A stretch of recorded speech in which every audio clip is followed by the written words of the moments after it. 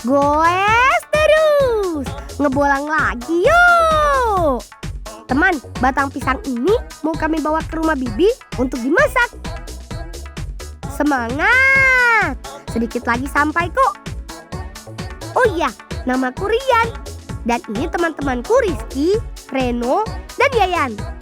Kami tinggal di Wonosalam, Jombang. Nah, sepedanya kita titip di rumah Bibi Muntiani saja. Lah, golek tepuk neng ndi? Ten Tegal mriko lho sinten napa biasane mboten enten e. Ya wis engko dibakar bareng-bareng ya. Nggih. Supaya lebih ringan, satu batang pisang dipikul 2 orang ya. Gimana? Nggak berat lagi kan?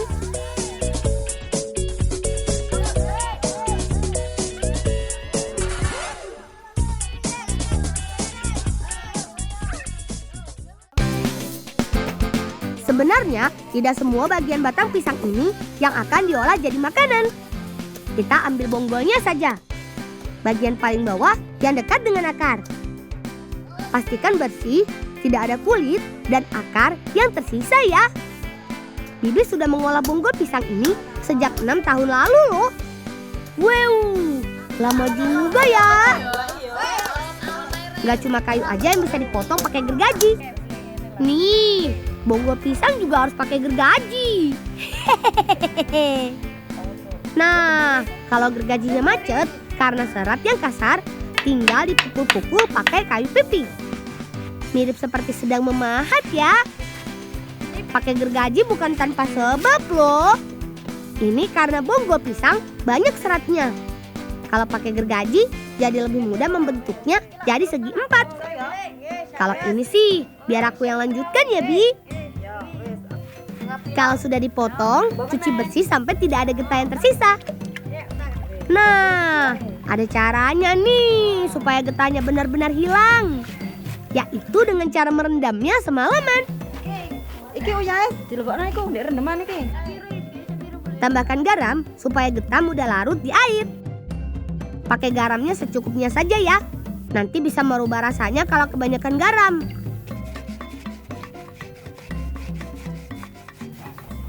Ren, tolong jupukno dongkol sing wis direndam ya. Nggih.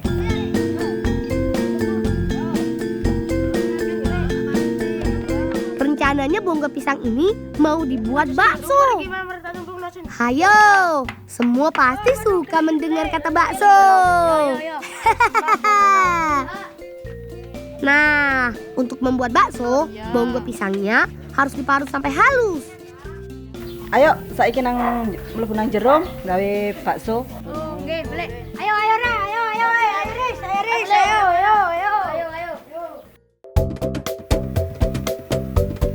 Oh iya. Bonggol pisangnya sudah diparut, lalu dikukus selama 30 menit.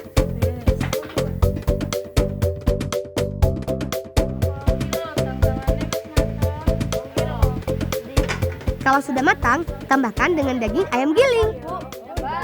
Perbandingannya 1 piring ayam giling dan 1 piring bonggol pisang. Tambahkan juga tepung terigu. Lalu aduk. Supaya lebih menarik, kita buat pewarna alaminya yuk. Masing-masing pewarna alaminya diambil sarinya ya. Kalau adonan sudah kalis, tambahkan bawang putih yang sudah dihaluskan.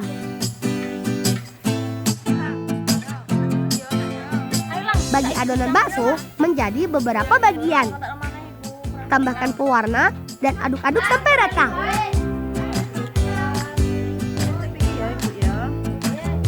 Tuh, bener kan? Jadi tambah menarik adonan baksonya. Ini dia yang paling aku suka. Cara mencetak bakso. Ambil adonan secukupnya, tekan adonan ke arah ibu jari. Ambil adonan yang keluar menggunakan sendok. Lalu masukkan ke air mendidih. Gampang kan? Ini ya. Rebus dengan air mendidih selama 15 menit. Pakai api sedang biar matang sampai ke dalam bakso. Oh iya, bonggol pisang ini mengandung banyak serat pati yang kaya akan karbohidrat loh. Campuran bonggol ini yang bisa mengenyangkan baksonya. Nah, tinggal buat kuah baksonya. Tumis daun bawang dan bawang putihnya. Minggirlah.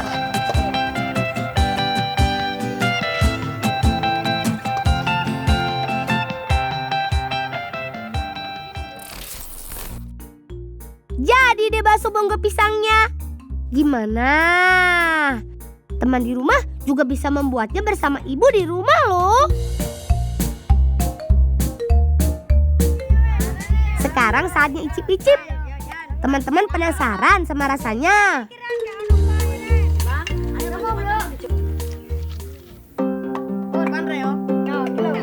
Rasanya kenyal dan lembut.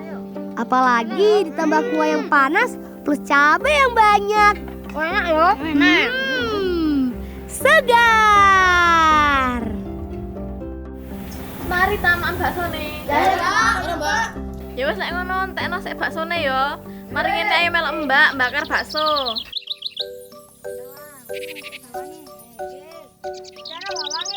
Wis lang saiki pentole ayo disunduki ya.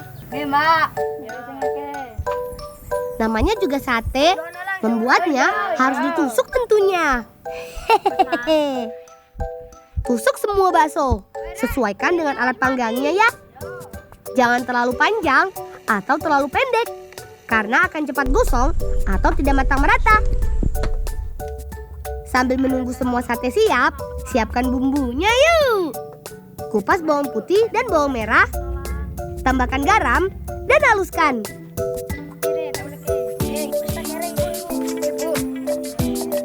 Supaya lebih enak, bisa ditambahkan sedikit ketumbar. Ku beritahu ya rahasia memasak sate. Pada saat membakar, arang harus menyala merata. Sedikit saja api tidak merata, pasti ada bagian yang kurang matang atau gosong. Hehehe. Ayo Ren, bumbune wis dadi, sekarang nyelup sate ini. Nggih, Bu. Untuk olesan bumbu yang pertama, jangan terlalu tebal ya, supaya bagian dalam bakso dapat matang. Bumbu yang terlalu tebal juga akan membuat gosong satenya. Wes lang, iki saiki satene gawan anggone Rizky Mbak Yayan ya, cek dibakar. Nggih. Nah, tinggal bakar deh sate baksonya. Ayo, terus kipas dan dibolak-balik.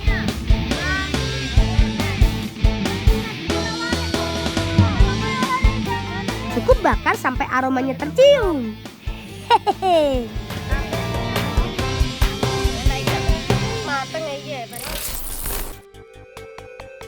Ini dia bakso bakar Bonggo pisangnya. Menarik kan? Selain menarik, pastinya juga sehat karena mengandung banyak serat. Langsung sikat. Enak. Rasanya satu aja nggak cukup.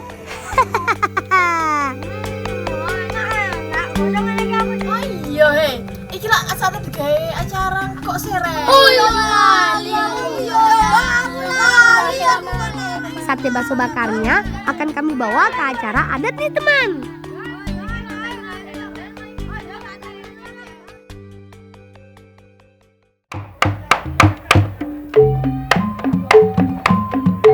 Wah, sudah banyak yang datang berkumpul. Oh iya, di desaku sedang ada acara bersih desa, yaitu acara syukuran atas hasil bumi. Acara ini biasa diadakan setahun sekali ketika 1 Muharram tiba. Acara ini pertama kali diadakan pada tahun 2014. Awalnya hanya 3 dusun, tetapi sekarang semua desa ikut meramaikan acara ini. Diiringi kesenian dari deling laras, acaranya jadi tambah meriah. Ada 4 tumpeng yang diarak keliling kampung. 2 tumpeng melambangkan hasil bumi berupa buah-buahan, dan 2 tumpeng melambangkan hasil bumi berupa sayur-sayuran. Monggo ditaosaken sesarengan, mugi-mugi berkah sedaya. Dan semua orang berebut hasil buminya. Dengan berbagi seperti ini, dipercaya akan membuat hasil panen warga akan lebih bertambah di tahun selanjutnya. Tidak perlu waktu yang lama, tumpengnya langsung habis. Hehehe.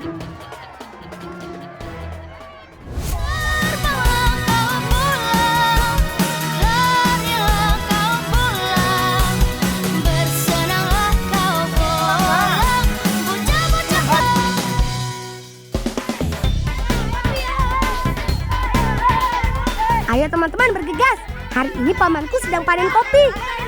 Jarak kebun paman cukup jauh dari desa. Jadi jangan sampai paman dan bibi menunggu terlalu lama.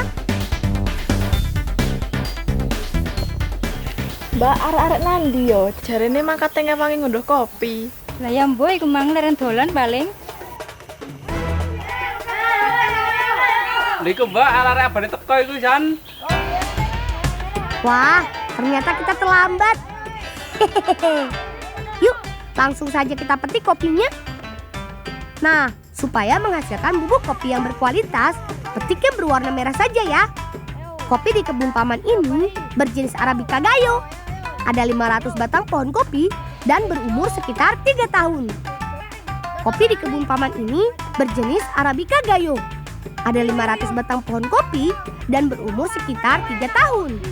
Pada awal panen hanya menghasilkan sedikit biji kopi. Tapi semakin bertambahnya umur kopi, semakin banyak juga biji kopi yang dihasilkan. Bisa sampai 100 kg. Saat berumur 10 tahun, pohon kopi harus diganti dengan yang baru. Karena pada usia itu, pohon kopi sudah jarang berbuah. Harga kopinya sampai Rp80.000 per kilogram. Di desaku banyak petani yang menanam kopi berjenis Excelsa. Tapi hanya kebun paman yang menanam kopi berjenis Arabica Gayo. Kelebihan kopi Arabica Gayo dibanding Excelsa harganya lebih mahal. Dan jarak tanam lebih rapat. Jadi di lahan yang tidak terlalu luas dapat menanam lebih banyak pohon kopi. Lebih menguntungkan bukan? Wah, kelang. Ya wis ayo di dowono digiling. Ayo.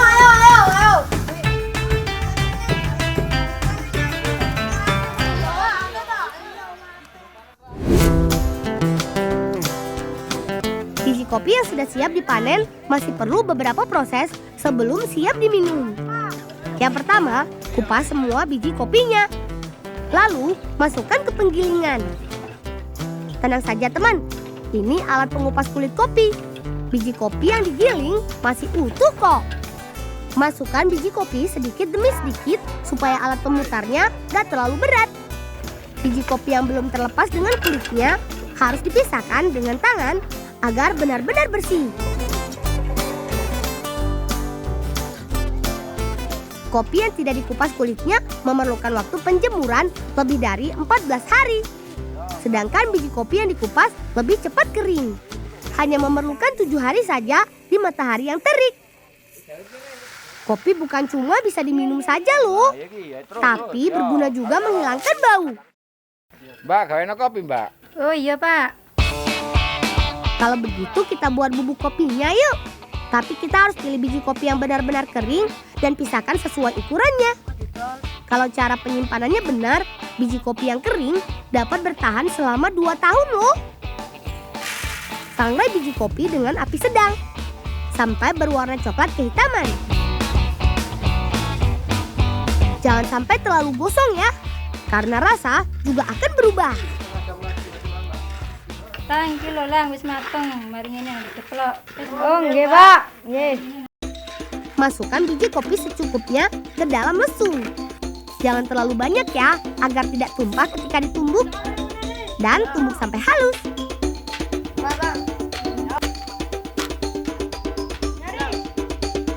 Saring bubuk kopi yang sudah ditumbuk. Hanya pakai bubuk kopi yang paling halus ya. Kalau masih ada yang kasar bisa dikembalikan ke dalam lesung untuk dihaluskan lagi.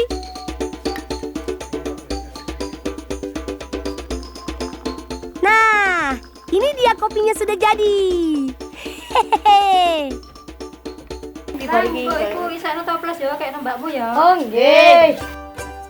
Nah, bubuk kopi ini akan dibuat menjadi Milo. Mau tahu cara membuatnya? Yuk, ikuti kami.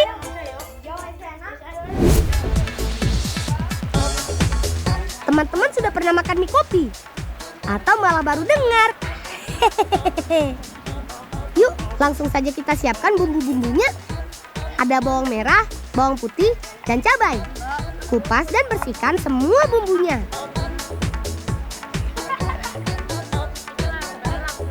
Campur semua tepung terigu dengan 2 butir telur dan aduk sampai rata. Kak Cici dan temannya pertama kali membuat mie kopi pada bulan Juni 2019.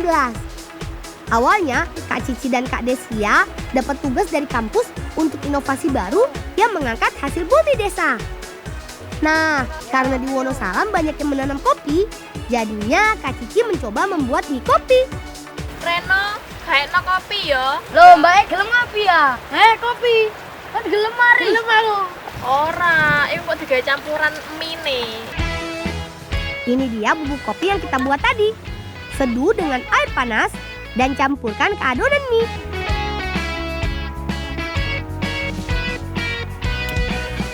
Kak Cici dan Kak Desia menjual mie kopinya ke kampus.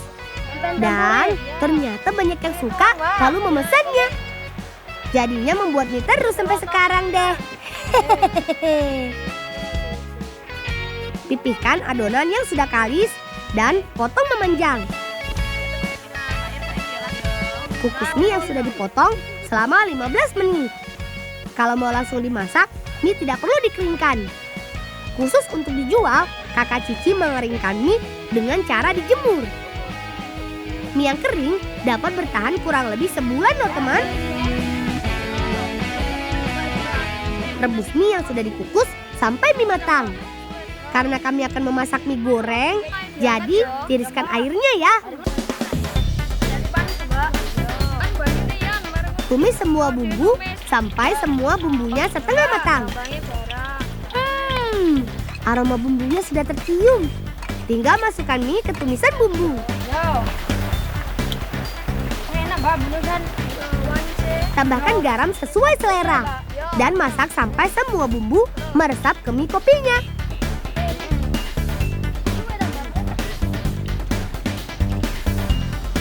Nah, jadi deh mie kopi dari Wonosalam. Kalau kalian main ke tempatku, jangan lupa mencicipi ya. Mie kopi ini dijual Rp10.000 per porsi dengan bumbu kering. Saatnya menikmati. Siang-siang makan mie kopi ramai-ramai. Pasti jadi tambah nikmat. Dore nang gak dimaem. Mau kalem ya. Kelemnya kopi. Lo ala dorong tau nyoba mie ya. Kelem aku mie. Coba saya tanya. Kemana Mbak? Enak. Iya, enak.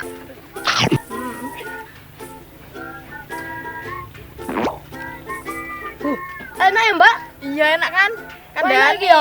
cobaan saya ini makmen. Lapangan nih. Reno, ternyata doyan juga kan? Jangan pernah menolak makanan sebelum mencicipi. Awalnya, uji coba mie kopi Kakak Cici dan teman-teman selalu gagal. Kopi yang dijemur pecah-pecah atau dikeringkan dengan cara di oven, tapi selalu gagal. Ternyata cara mengawetkan mie kopi yang terbaik dengan cara dijemur. Dalam seminggu, Kakak Cici dan teman-teman bisa menjual sampai 50 porsi. Banyak juga kan? Aroma kopi yang ada di dalam mie kopi ini juga membuat semakin nikmat loh.